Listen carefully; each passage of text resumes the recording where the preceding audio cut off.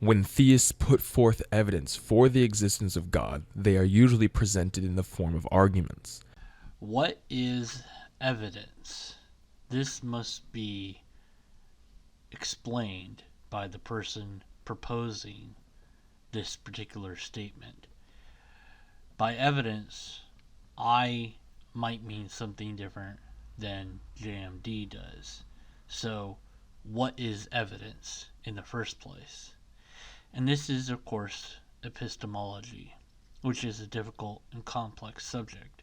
I had a conversation with dry apologists on epistemology, trying to sort out what is different in our epistemologies, because there is something uniquely different between the theist and the non-theist epistemology.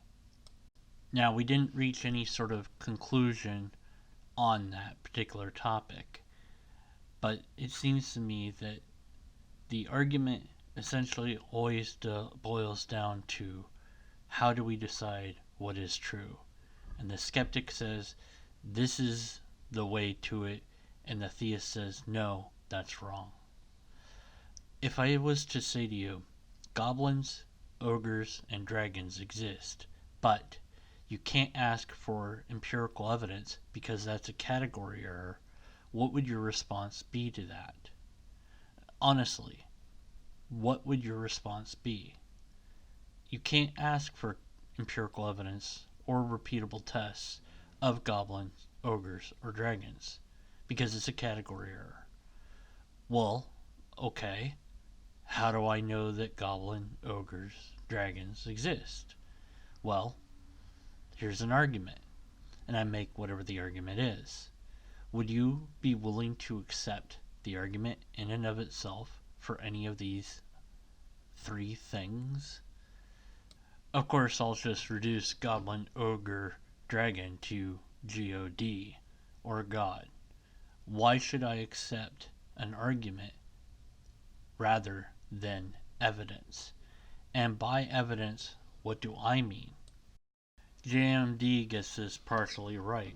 When I say evidence, I usually refer to empirical evidence, and in fact, I take great pains to make sure that I'm going to say empirical evidence, but I also put in repeatable test, although I suppose one could summarize those two things as the scientific method.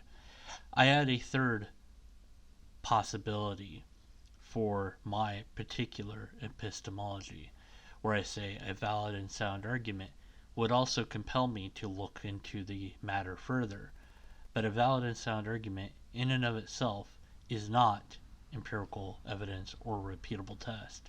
If we have either of those two, we don't need an argument because we have the facts at hand.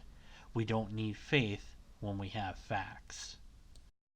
I've been a skeptic for about 10 years. I was a Christian for 24. So, being a skeptic did change my outlook on everything. Turning to a skeptic wasn't an easy process. It was difficult for me. For others, they have different experiences. Regardless, skepticism is something that is quite often misunderstood. It doesn't mean to doubt everything, although some people take it that way. It means to doubt, but also to investigate. And I've formulated my epistemology based on the fact that when I looked for evidence, actual evidence for Christianity, I didn't find any. I looked specifically for archaeological evidence, but also looked for other things that could corroborate these stories. But I found nothing. I found things that were against it, and I found a lot of fraudulent claims that were made. Maybe I missed something, but I doubt it. Apologetics is essentially a shell game, if you will, switching between this and that. Well, we'll explain this by that, or we'll appeal to all these authority figures and a majority, and we'll say all these scholars agree on X. Rarely you're ever given a list of who these scholars are or what even it means to be a scholar. These arguments don't work. you get into the historical arguments and you find that the truth of the matter is, if you actually understand history, a lot of this is just unknown writings that were found. Christianity survived for a long time based on oral tradition until the writings were found and codified eventually into what we know as the Bible. A bunch of people voted on what stayed in and what didn't. And the Catholic Church had its canon, the Protestants have theirs, and who knows who's right. And there seems to be missing bits, things that are referenced that haven't been found. Although people disagree on if that matters or not. But if you think that the Bible is correct in its current format, there's no way to know that. Too much time and too little on it is actually in existence. The facts do not align with what the Bible says in almost every aspect of it. But if you believe that it's true, you're going to defend that belief however you can. Of course, this isn't just true of Christianity, but any other belief that one can hold. There are many, many beliefs about God and many religions out there. Why is this the absolute true one for sure this time? Oh man, you really beat the odds. It's so good that you were born in the 33% of the world that believes in the actually right, real religion, and I'm pretty sure that your denomination got it right as well, right? Your theology is spot on. You know how to be saved correctly, for sure, right? I mean, just because other people don't agree on it, that doesn't mean that you got it wrong. Christians can't even agree upon the essential. How are you saved? The idea is that you have to be saved by believing in Jesus' sacrifice for your sins. Okay, why? Why does that matter? Why does my belief have any stake in whether or not I'm saved or not? Well, because, and then there's this whole story about why that's the case. The whole system is rather incoherent, but you're told it's true anyways. But that's okay. It could be incoherent and still true. But wouldn't that make God an illogical being? And if it is an illogical being, then how can you possibly trust it? The God of the Christians is, as presented, one that is not a creature, a being that offers you a valid and sound argument. It threatens you with an ad ballum, and then it bribes you with a reward. If you don't believe, you're screwed. If you do, then you get in. That's not logical. And there's no excuse for not being logical. There's no rationalization that could ever be presented to fix that problem. Of course, if you don't believe in hell, well, you still have the problem of the bribe. Why would there need to be a bribe? And why is it all based upon what someone believes rather than what someone can verify? The whole thing is essentially a meme. You have to believe, because if you don't believe, God will vanish, just like all other gods in the past have. Other religions, other gods simply don't exist anymore. Now, because they never existed, which they don't, and they never did, but because people have to believe in it for it to be a thing in the first place. How do I know that? Because of the fact that all arguments that I have heard thus far have one or more logical fallacies. And if that wasn't enough, the fact of the matter is there is no evidence at all, not even a little, for any particular God concept. Not even the vague ones that are sometimes presented within argumentation form by theists and apologists. If God wanted us to know that it existed, it would make itself known in such a way that nobody would be mistaken about it. There'd be a single universal agreement on what God is. So tell me that God wants a relationship but is then hidden?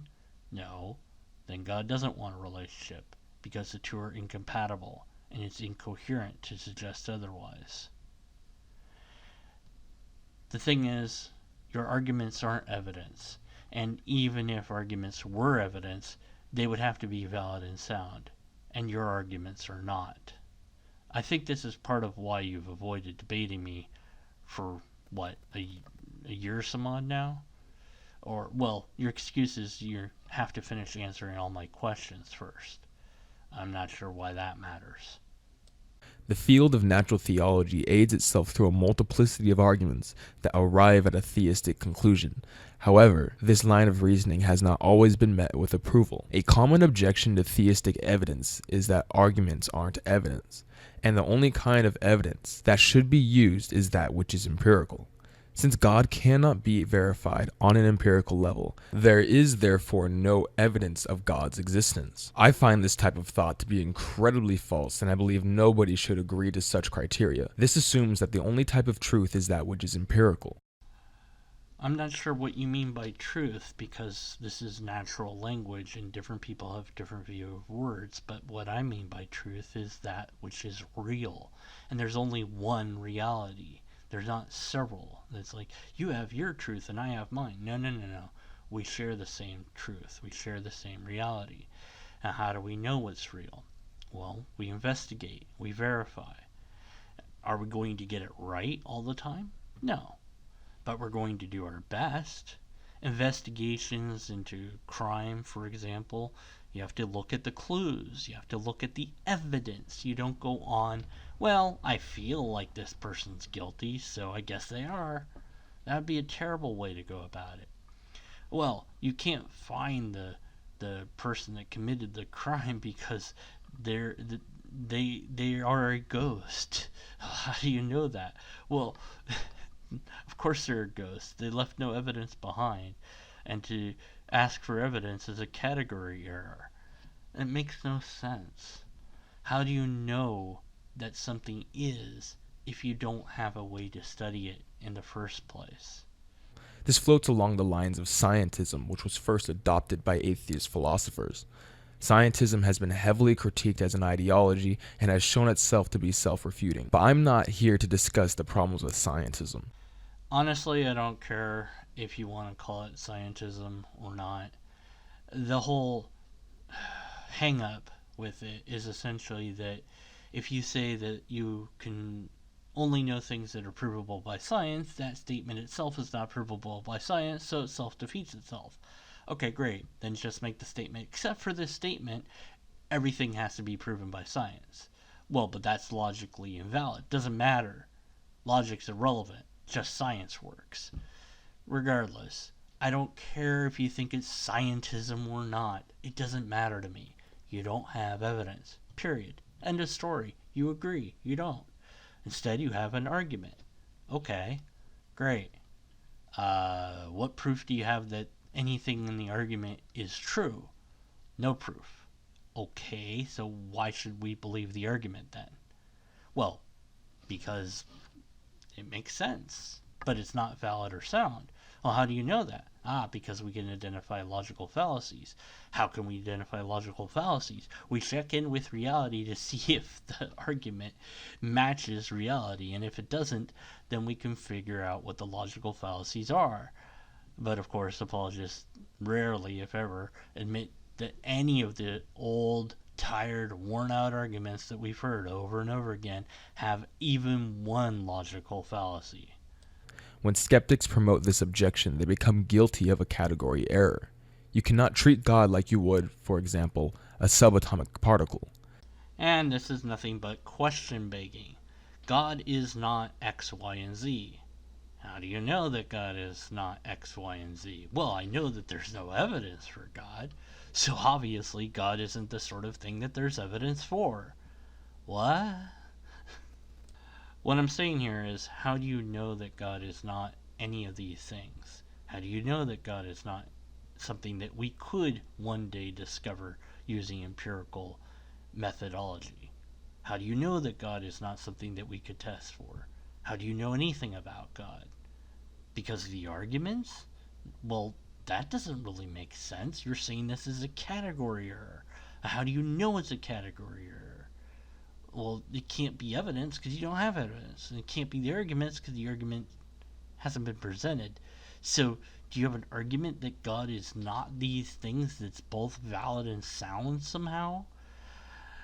I doubt it, because it's just, it hasn't happened yet, but go ahead and surprise me.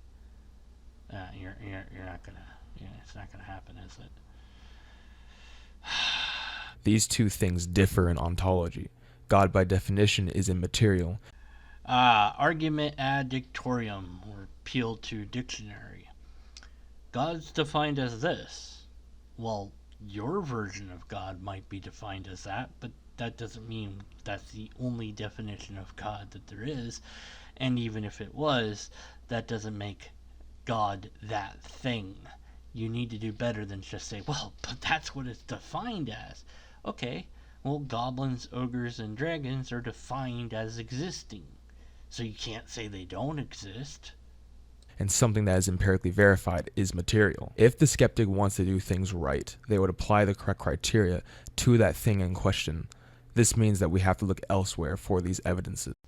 Where exactly? I mean, there is no evidence. You said that there isn't any evidence. At least not empirical evidence or repeatable tests. I would assume that's part of empirical evidence. But, okay, so where do we look for a thing that is not material? Because we've never observed a thing that is not material. In fact, you can't observe something that's not material. Perhaps because a thing that's not material is not a thing at all. Other than a concept of the brain, are you saying that God's just a idea that we have in our heads? I would agree with that, but that's not really what you're going for. God's immaterial, yet still somehow exists. God is beyond time and space, which means there's no where or when for God to exist, making God a square circle, which by definition doesn't exist. That's not how things work, by the way, but I'm just saying. I guess I shouldn't have said the part, but I'm too lazy to edit it out. The proposition arguments aren't evidence has epistemic problems. The skeptic here is, too, making an argument.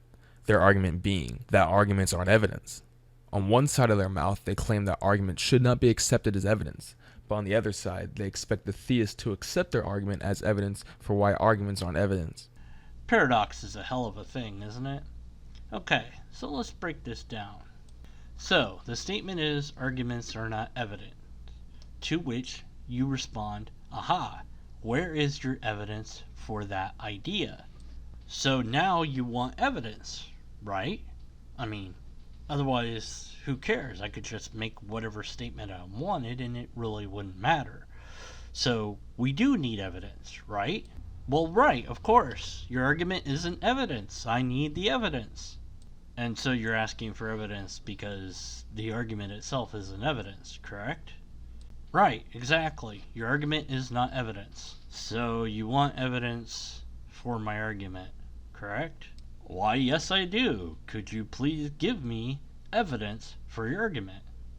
I don't have any evidence for my argument. Aha, so arguments are evidence.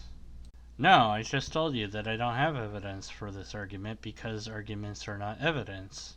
The moment that you ask for the thing that the statement is saying that it is not, you've proven that you want the thing that it's saying that it doesn't have.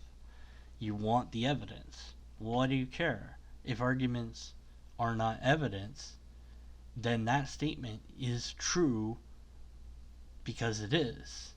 It's a tautology. And if you want to devise a truth table that shows that that's not the case, feel free. You do know how to devise a truth table, right? So I expect to see that in your response video, which you won't make, probably. So I don't think you'll have a truth table. So that's I don't even know why I'm asking for one, to be honest.